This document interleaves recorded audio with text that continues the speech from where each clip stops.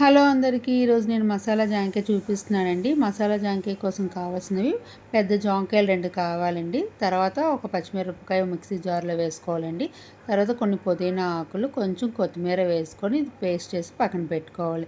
వీటికి దోరగా ఉన్న జాంకాయలు అయితే చాలా టేస్ట్గా ఉంటాయండి. చిన్న జాంకాయల కంటే పెద్ద జాంకాయలతో చేసుకున్నాం అనుకోండి టేస్ట్ చాలా బాగుంటుంది. ఆ మాత్రం సైజులోని ముక్కలు మనం కట్ చేసుకోవాలండి.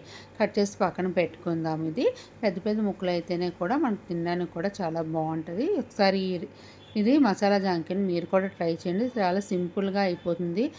తక్కువ టైంలో మంచి టేస్టీగా తినడానికి ఏం చేసుకోవాలంటే ఇలాంటి మసాలా జాంకాయ చేసుకున్నాం అనుకోండి చాలా బాగుంటుంది. ఇప్పుడు మనం ఒక గిన్నెలోకి జాంకాయలు ముక్కలన్నీ వేసేసుకొని తర్వాత పేస్ట్ చేసుకున్నాం కదా, అది వేసేసుకోవాలండి. దీనికి ఒక స్పూన్ చాట్ మసాలా వేసుకోవాలి.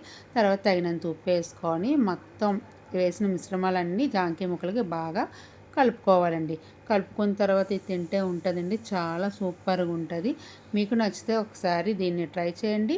నచ్చితే నా ఛానల్ని సబ్స్క్రైబ్ చేయండి, లైక్ చేయండి, షేర్ చేయండి. నెక్స్ట్ వీడియోలో మళ్ళీ మీ ముందుకు వస్తానండి.